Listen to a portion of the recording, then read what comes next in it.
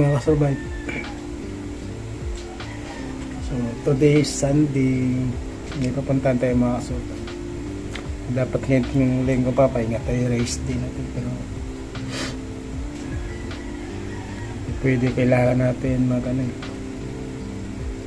may papunta tayo na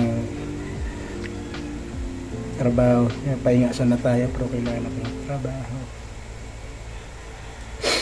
Para sa kapit tayo mga kapit.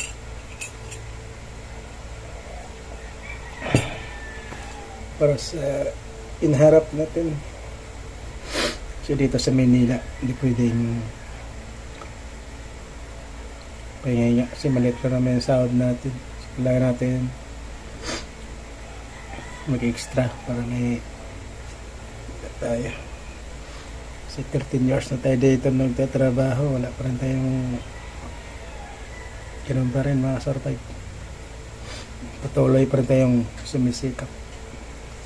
Pero hindi tayo mawalan ng pag-asa. Habang may buhay, may pag-asa. So, yun lang mga survive. Shout out sa inyo lahat yan.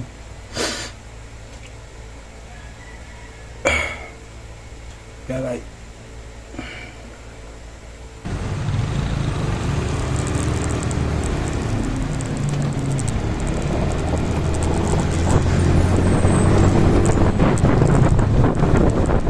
Pag-asa mo lang tayo mga